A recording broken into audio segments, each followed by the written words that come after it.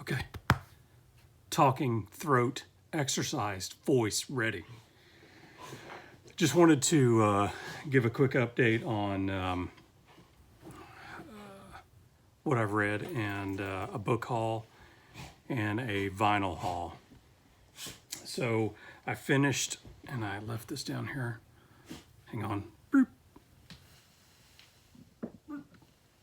Just finished this book, which is Rebel Dawn, book 3 of the Han Solo trilogy, and enjoyed it. I thought the first 2 were better. This one, it's a quick read. I think it interested me as far as where it ends and where it takes, where it ends basically, and starts you off in the Star Wars movie. So really good. And I'm glad I read these. So definitely recommend those. And I think, from what I understand, I'm probably the last person on the earth who hadn't read them. So forgive me for not reading them. What I'm reading now, started this morning, is the Walter Isaacson, Benjamin Franklin biography, and I'm not very far into it, but I love it so far. So super pumped to read this. I like to try to mix it up. I'll read some sci-fi and then, maybe a Reacher book or just something else. But anyways, switch back to nonfiction for a while, and keeps it interesting for me, for sure. So those are my 2 books that I've read and what I'm reading. I'm gonna go with my book haul real quick. Went to Half Price Books today and picked up a couple books. First 2 are Louis L'Amour, Bowdry's Law, Bowdry or Bowdry. To me, it'd be, I don't know.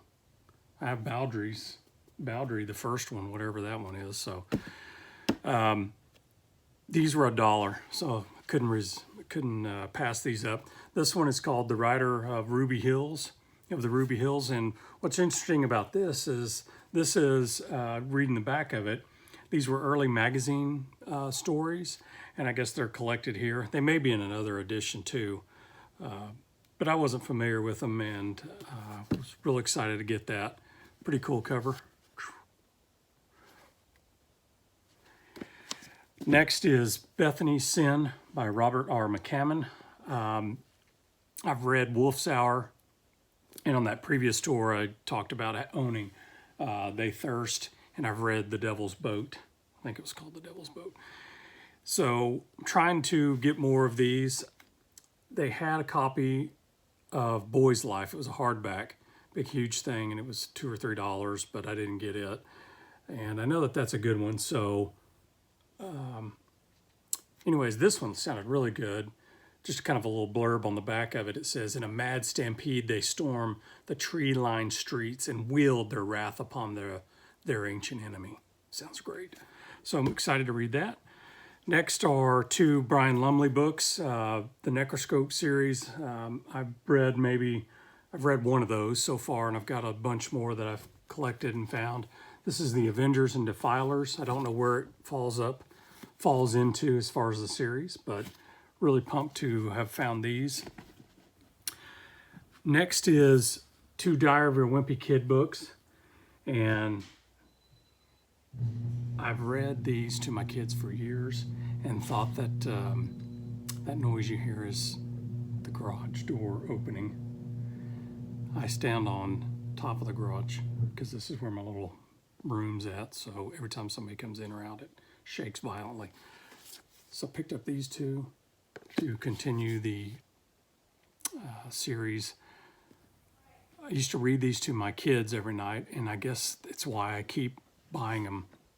I've read up through book 9 or 10 at this point, and I've just enjoyed reading them to my kids and laughed out loud at a lot of the moments in them, and probably at 48 should stop doing this, but maybe it's nostalgia because I read these to my kids every night for the first 10 years of all of their lives. So would read different books, and these were kind of like a nice break from the normal kid books I was reading at the time. It was kind of fun to get something little older for them to read and had some great humor in it as well. So good series for your kids. If you read to your kids or they like to read, they're real easy reads, but I need to stop probably buying these. But this is book 11 and 12 of the series. I think they're up to 15 right now, so still need to get 13, 14.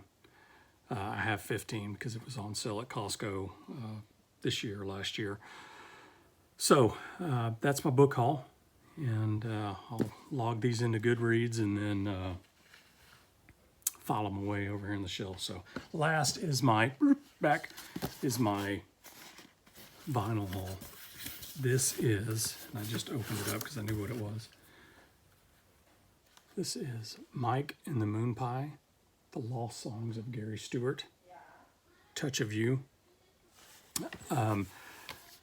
Mike and the Moon Pies is a Houston-based band, part of the Texas country, red dirt country music scene that's down here. And basically, if you know what that is, it's basically like the classic version of country music. It's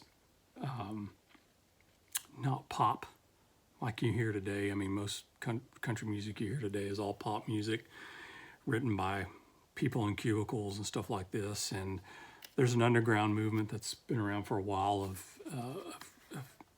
this type of country music that's really great.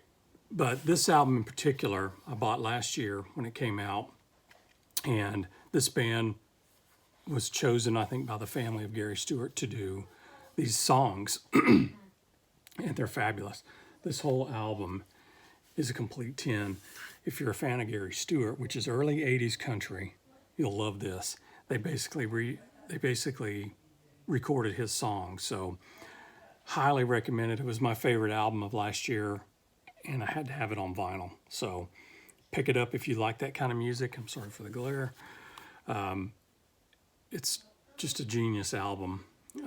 And the band themselves, if you don't own anything by Mike and the Moon Pies and like that era of music, pick up their first two albums as well, because it is good old country music, if that's what you're into. Again,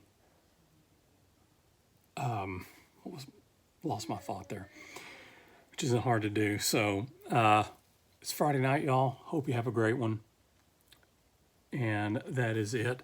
And everybody's down the hall staring at me, making me extremely uncomfortable, even more uncomfortable. So y'all have a great weekend.